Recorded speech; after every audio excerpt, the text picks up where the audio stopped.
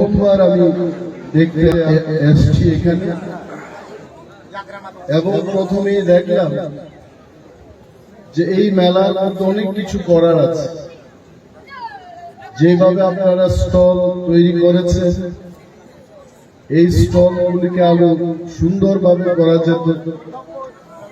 সরকারি সহায়তার মাধ্যমে আরো বিশেষ ব্যবস্থা করে আরো সুন্দর করে করা যেত।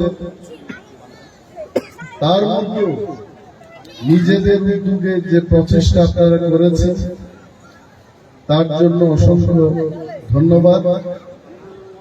এখানকার মেলা কমিটির যিনি কনভেনার, ওনাকে আমি বলেছি যে আগামী বছর থেকে আমাদের টিটিএডিসির পক্ষ থেকে সরকারিভাবে যা যা সাহায্য করতে হয় সেটা আমরা করব এবং মেলা কমিটি আমাদের এডিসির অথরিটিকে চিঠি দিয়ে যদি আপনারা আপনাদের প্রয়োজনীয় ব্যবস্থার জন্য অনুরোধ করেন, আমরা অবশ্যই সেটা দেখব।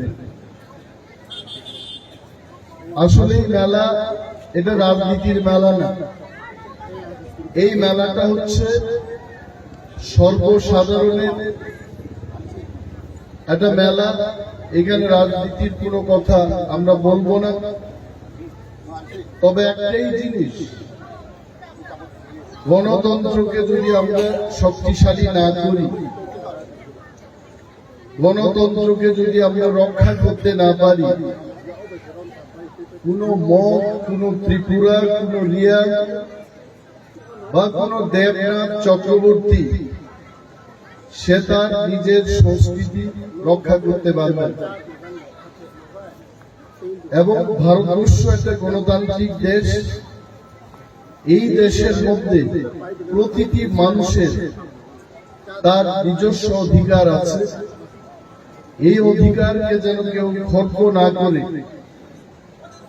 তাতে আমাদের সবাইকে মিলে কাজ করতে হবে। এখানকার রাজ্যের যে সরকার, বিজেপির সরকার, তাদেরকেও কাজ করতে হবে। এডিসিতে আমরা যারা আছি আমাদেরকেও কাজ করতে হবে। সামাজিক উন্নয়নে, মানুষের উন্নয়নে সেখানে পার্টির কোনো ভেদাভেদ না রেখে একই মঞ্চে, একই জায়গায় আমাদের কাজ করা উচিত। আমি এখানে যখন এসে জিজ্ঞেস করলাম যে কে বা কাহারা আজকে মঞ্চের মধ্যে থাকবেন, কথা বলবেন, মেলায় অংশগ্রহণ করবেন, তখন আমার একটা আশা ছিল রাজ্যে যারা শাসনে আছে ওনারাও আসবেন, সরকারি ব্যবস্থা গ্রহণ করবেন। মঞ্চের মধ্যে থেকে মানুষকে একটা বার্তা দেওয়া, আমরা এবং সবাই মিলে একটা বার্তা দেব, এই আশাটা ছিল। কিন্তু এখানে দেখা গেছে যে একটা অংশের সমাজ সেবীরা এসে কথা বলছে। এইভাবে কিন্তু আমাদের যে মিলনের যে উৎসব, আমাদের এমডিসি দেবজিৎ ত্রিপুরা যে কথাগুলো বলেছেন, এই মিলনটা মহামিলনে পরিণত হবে না। এবং মন থেকেই বলছি, রাজনীতির একটা জায়গা আছে, কিন্তু মানুষের কল্যাণের জন্য, সমাজের উন্নয়নের জন্য একটা জায়গায় আমাদের রাজনীতিকে ছেড়ে একত্রে সবাইকে কাজ করতে হবে। 20 বছরের অভিজ্ঞতায় আমি যা দেখেছি, আমাদের এই রাজ্যে যারা সরকারে ছিলেন, আমরা বিরোধীতে ছিলাম, অনেক জায়গায় একসঙ্গে আমরা সমাজের উন্নয়নে, সামাজিক অনুষ্ঠানে আমরা অংশগ্রহণ করেছি। এই ব্যতিক্রমী এটা যেন না হয়। গণতন্ত্রে আজকে আমাদের সজল মহকুমা এই অনুষ্ঠানের আয়োজনে যথেষ্ট পরিশ্রম করেছেন। কিছুদিন আগে আমাকে জানানো হলো যে এই অনুষ্ঠান ওনারা করতে পারবেন কিনা। কারণটা কি? বলছে যে এসডিএম, এখানকার যিনি এসডিএম সাহেব, অনুষ্ঠানের অনুমতি দেওয়ার পরেও একটা চাপের মুখে পড়ে ওনাকে আরেকটা মিটিং ডেকে বলতে হলো যে অনুষ্ঠানটা কারা করবে। This program does not belong to any political party. এটা এখানকার কলসি এলাকার, বিশেষ করে এলাকার মানুষের সার্বজনীন মেলা। এখানে সিপিএম যারা করেন তারাও আসবে, কংগ্রেস যারা করবে তারাও আসবে। আমরা বাঙালি তিপ্রা মাথা, দুনিয়ার সমস্ত অংশের মানুষ, যেটা অনেক সময় আমরা শুনি দুনিয়ার মজদুর এখন, মানে সারা পৃথিবীর মজদুর। এটা ত্রিপুরার মজদুর, পশ্চিম বাংলার মজদুর বা দিল্লির মজদুর না, সারা পৃথিবীর মজদুর এক হতে হবে।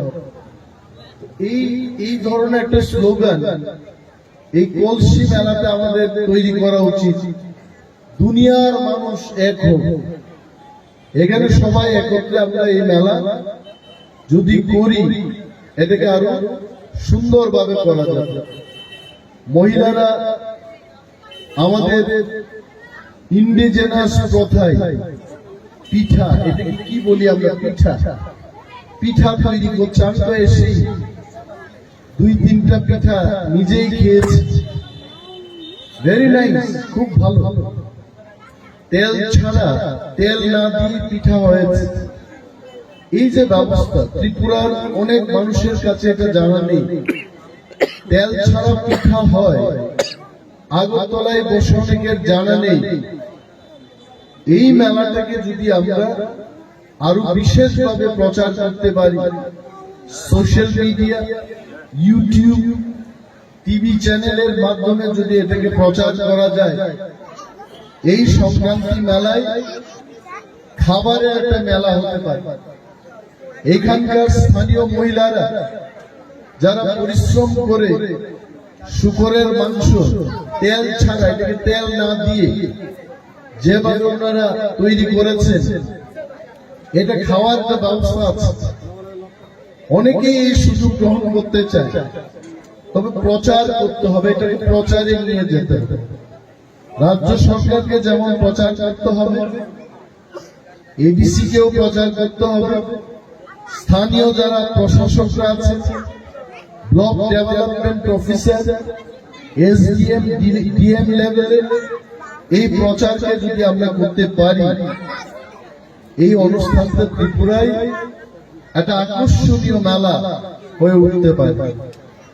আমি নিজেই জানতাম না, আজকে এখানে যদি না আসতাম, এত সুন্দর একটা মেলা, গ্রামের মানুষ পায়ে হেঁটে মেলায় আনন্দ উপভোগ করার জন্য এসছেন।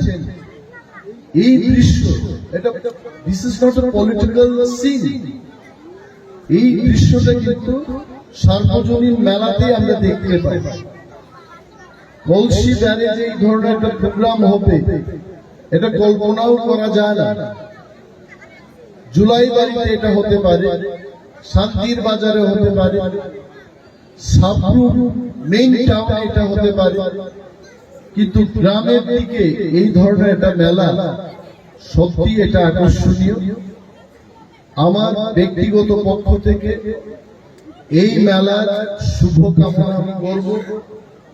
আরো বেশি করে মানুষ এই মেলা সম্পর্কে যেন জানতে পারে, সেই ব্যবস্থা আগামী দিন আমাদের সবাইকে দায়িত্ব নিয়ে কাজ করতে হবে। তবে কলসি এবং ত্রিপুরা রাজ্যের অন্যান্য অংশের মানুষের মধ্যে একটা সমন্বয় আসবে, একজন আরেকজনকে জানতে পারবে। দেববর্মারা যেভাবে পিঠা তৈরি করে সেটা মগরা শিখতে পারবেন, মগ যেভাবে পিঠা তৈরি করছে সেটা দেববর্মা, জমাতিয়া, রিয়াং, সেই সমস্ত ত্রিপ্রাসারও শিখতে পারবেন। আজকে আমরা মনেস্ট্রিতে গেলাম, সেখানে আমাদের জলপানের ব্যবস্থা হয়েছে। আমি হরেন্দ্র রিয়াংকে বলতে শুনলাম যে এটা কিভাবে, এটা ভেতরে এটা কি দিয়ে তৈরি করেছে। তখন আরেকজন আমাদের এখানকার লোক বলছে যে এটা নারিকেলের গুরু এবং গুড় দিয়ে এটা তৈরি করেছে। কি সুন্দর সুস্বাদু একটা পিঠা। এই জিনিসটাকে আজকে ব্যবসায়িক ভঙ্গিতেও যদি দেখা যায়, আজকে যদি চীন দেশের লোক চাইনিজ ফুড দিয়ে সারা বিশ্বকে জয় করেছে, আমাদের ইন্ডিজেনাস খাওয়া এই পিঠা, শুকরের মাংস বা নানা আমাদের রান্না বান্নার যে সিস্টেম, এইটাকে আমরা যদি সারা ত্রিপুরা বা সারা ভারতবর্ষের মধ্যে ছড়িয়ে দিতে পারি, আমাদের দফাও পরিচয় লাভ করবে, মগরাও পরিচিতি লাভ করবে, রিয়াং, দেববর্মা, ত্রিপুরা সমস্ত বাঙালিরাও, বাঙালিদের অনেক কিছু খাবার দাবার আছে যেগুলো এখনো আমরা শিখছি। এগুলো ডাল যেভাবে বাঙালিরা রান্না করেন, মগরা সেভাবে রান্না করতে পারে না, দেববর্মারা সেটা পারে না। এই যে এক্সচেঞ্জ, কালচারাল এক্সচেঞ্জ, খাওয়া দাওয়ার মধ্যে মাছের ঝোল, এই সমস্ত জিনিসকে আমরা এই সমস্ত মেলার মাধ্যমে যদি মানুষের কাছে নিয়ে যেতে পারি, ব্যবসায়িক দিক থেকেও সেটা আমরা সেখান থেকে লাভ পেতে পারি। বিশেষ কিছু আর বলবো না, আপনারা সবাই এনজয় করুন। নিশ্চয়ই এখানে নাচ গানের ব্যবস্থা আছে। প্রতিটি অনুষ্ঠানে আমরা দেখেছি সোশ্যাল ওয়ার্কাররা যখন কথা বলবেন তখন সেই মাত্রায় লোক সমাগম হয়। যখন নাচ গানের অনুষ্ঠান শুরু হবে তখন মানুষ আরো বেশি করে আসবেন এবং আনন্দ উপভোগ করবেন। আপনাদের মূল্যবান সময় আমি আর বেশি না নিয়ে আমার কয়েকটি কথা এখানে শেষ করছি। সবাইকে শুভেচ্ছা জানাচ্ছি সংক্রান্তি। ভালো থাকুন, সুস্থ থাকুন। ধন্যবাদ।